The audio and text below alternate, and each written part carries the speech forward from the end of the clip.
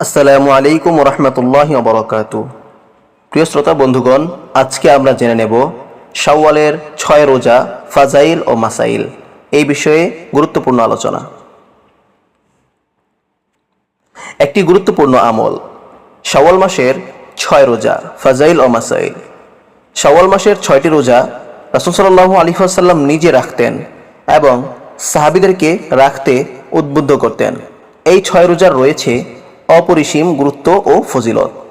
হাদিস শরীফে আছে, হযরত আবু আইয়ুব আনসারী রাদিয়াল্লাহু তাআলা আনহু থেকে বর্ণিত, আল্লাহর রাসূল সাল্লাল্লাহু আলাইহি ওয়াসাল্লাম বলেছেন, মান সামা রমাদানা সুম্মা আতবাআহু সিত্তাম মিন শাওয়াল কানা কাসিয়ামিদ দাহর। যে মাহে রমজানের রোজা রাখলো এরপর শাওয়ালের 6টি রোজা রাখলো, এটি তার জন্য সারা বছর রোজা রাখার সমতুল্য হবে। সুবহানাল্লাহ। দলিল সহিহ মুসলিম, হাদিস নম্বর 1164। এই রোজার সওয়াব আল্লাহ তাআলা 10 গুণ বৃদ্ধি করে দেন।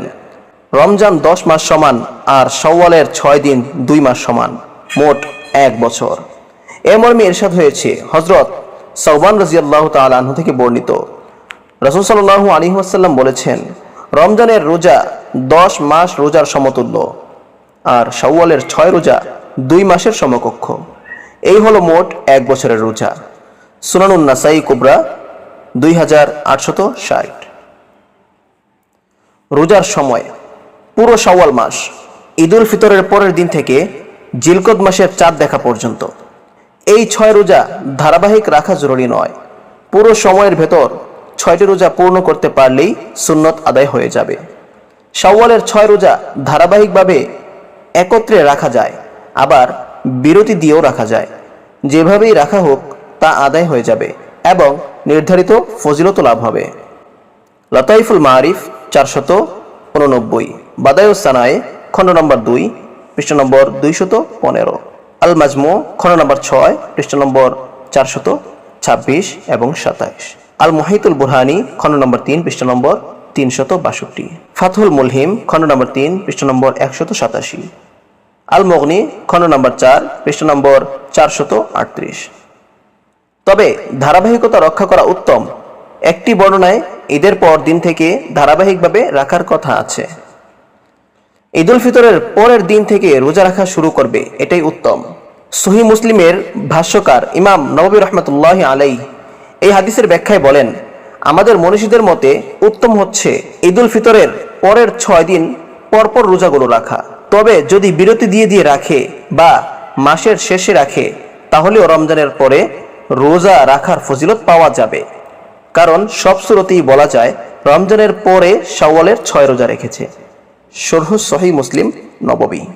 মাওলানা আশরাফ আলী থানভী রাহমাতুল্লাহি আলাইহি লিখেছেন, সাধারণ লোকদের মধ্যে প্রসিদ্ধ আছে যে ব্যক্তি শাওয়াল মাসের 6 রোজা রাখতে চায় তার জন্য ঈদের পরের দিন একটি রোজা অবশ্যই রাখা উচিত। তা না হলে ওই 6 রোজা হবে না।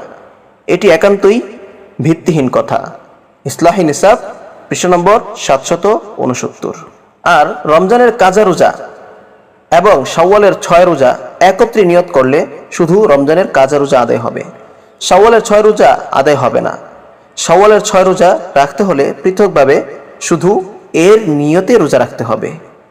বাদায়ুস সানায়ে খণ্ড নম্বর 2 পৃষ্ঠা নম্বর 228, আদ-দুরুল মুখতার খণ্ড নম্বর 2 পৃষ্ঠা নম্বর 279, ফাথুল কাদির খণ্ড নম্বর 2 পৃষ্ঠা নম্বর 248, আল মুহিতুল বুরহানি খণ্ড নম্বর 3 পৃষ্ঠা নম্বর 344, ফাতোয়া হিন্দিয়া খণ্ড নম্বর 1 পৃষ্ঠা নম্বর 197। উপকারিতা। 1 নম্বর, ফরজ নামাজের আগে পরে যেমন সুন্নত নামাজ আছে, রমজানের ফরজ রোজার জন্য শাবান ও শাওয়ালের রোজা তেমনি। হাদিসে আছে, রাসূল সাল্লাল্লাহু আলাইহি ওয়াসাল্লাম বলেছেন, কিয়ামতের দিন ফরজ নামাজে ত্রুটি বিচ্যুতি দেখা দিলে সেটা নফল নামাজ দিয়ে পূর্ণ করা হবে। অনেক সময় ফরজ রোজার ত্রুটি ও অপূর্ণতা থেকে যায়, সেই ত্রুটি পূর্ণ হবে এই সব নফল রোজা দ্বারা। 2 নম্বর, রমজানের রোজার পর আবার শাওয়ালের রোজা রাখতে পারাটা রমজানের জন্য কবুল হওয়ার একটি আলামত, কারণ আল্লাহ তাআলা যখন কোনো বান্দার নেক কাজ কবুল করেন তখন অন্য আরো নেক কাজের তৌফিক দান করেন। 3 নম্বর, রমজানের রোজার কারণে আল্লাহ পেছনের গুনাহ মাফ করে দেন, ফলে বান্দার উচিত কৃতজ্ঞতা স্বরূপ আরো রোজা রাখা। লাতাইফুল মারিফ লি ইবনি রজব, পৃষ্ঠা নম্বর 220-221। আল্লাহ তাআলা আমাদেরকে সঠিকভাবে বুঝে আমল করার তৌফিক দান করুন। আসসালামু আলাইকুম ওয়া রাহমাতুল্লাহি ওয়া বারাকাতুহু।